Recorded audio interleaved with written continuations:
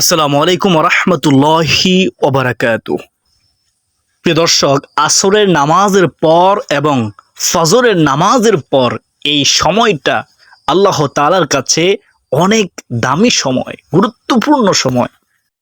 এই সময়ের মধ্যে ছোট্ট মাত্র কয়েক মিনিটের এই আমলটি যদি আপনি করেন, তাহলে আপনার জন্য কতগুলো নেয়ামত, কতগুলো পুরস্কার আপনি জানলে অবাক হয়ে যাবেন। আল্লাহ তাআলা নিজেই ওয়াদা করেছেন, শপথ করেছেন। প্রিয় দর্শক, আজকের এই আমলটি যদি আপনি করেন, এক নম্বরে আপনার উপর আল্লাহর রহমত নাজিল হবে, সুবহানাল্লাহ। দুই নম্বরে ফেরেশতারা আপনার জন্য রহমতের দোয়া করবেন, সুবহানাল্লাহ। তিন নম্বরে সব ধরনের অন্ধকার থেকে, দুঃখ থেকে, বিপদ থেকে, অভাব দারিদ্রতা থেকে, শত্রুর অনিষ্ট থেকে, দুনিয়ার যত ধরনের ক্ষতি আছে সব ধরনের ক্ষতি থেকে আল্লাহ রব্বুল আলামিন আলোর পথ দেখাবেন, সুবহানাল্লাহ।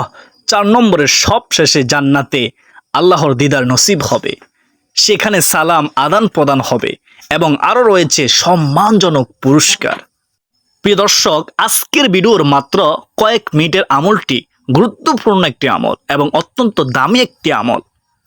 তাই প্রিয় দর্শক, আপনাদের কাছে আমার একটি অনুরোধ, ভিডিওটি অবশ্যই শেষ পর্যন্ত দেখবেন, কারণ সম্পূর্ণ ভিডিও না দেখলে আপনি আমলের নিয়মকানুন সম্পর্কে বুঝতে পারবেন না। এজন্য সম্পূর্ণ ভিডিওটি ধৈর্য সহকারে দেখুন এবং শুনুন। তাহলে চলুন মূল আলোচনা শুরু করা যাক।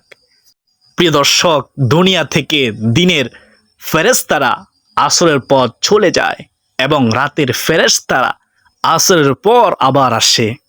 রাতের ফেরেশতারা ফজরের পর চলে যায় এবং দিনের ফেরেশতারা ফজরের পরে আসে। প্রতিদিন আমার জন্য, আপনার জন্য দিনে 70,000 ফেরেশতা নাজিল হয় এবং রাতে 70,000 ফেরেশতা নাজিল হয়, সুবহানাল্লাহ। যেই ফেরেশতারা আজকে আপনার জন্য ডিউটি করেছে, তারা আগে কখনো ডিউটি করেনি, কিয়ামত পর্যন্ত আর করবে না কখনো তারা।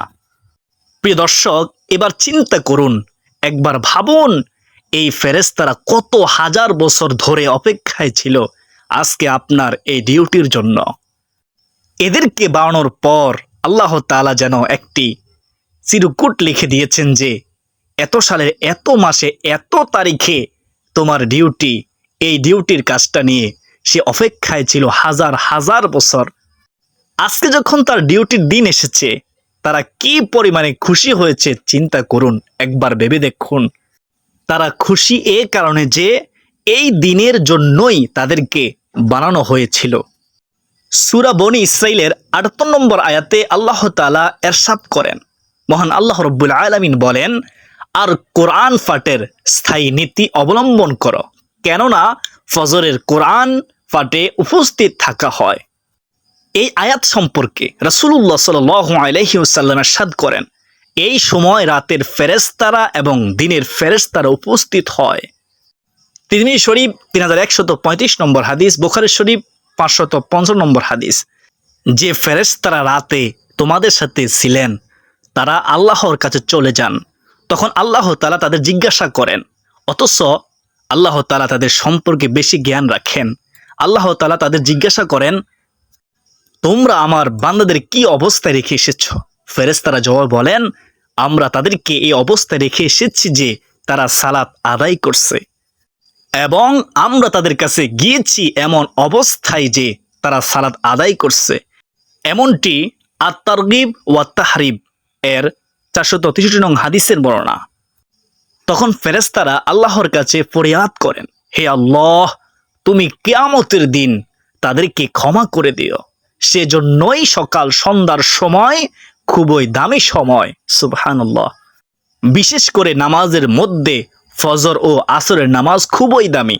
সূরা বাকারার 238 নং আয়াতে আল্লাহ তাআলা বলেন, সমস্ত নামাজের প্রতি যত্নবান হও, বিশেষ করে মধ্যবর্তী নামাজের ব্যাপারে, আর আল্লাহর সামনে একান্ত আদবের সাথে দাঁড়াও।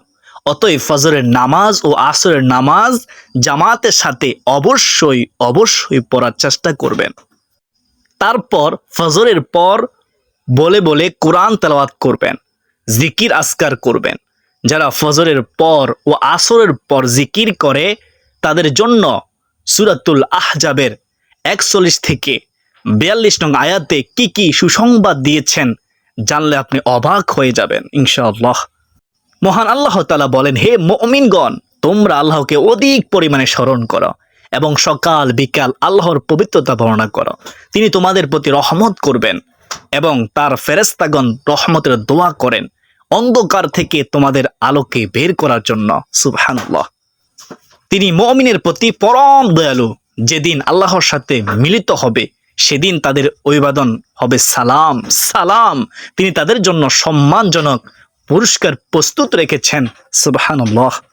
দেখুন প্রিয় দর্শক, যদি সন্ধ্যায় কোরআন তেলাওয়াত করেন, মাসনুন দোয়া ও জিকির সমূহ করেন, তাহলে আপনার জন্য কতগুলো পুরস্কার রয়েছে।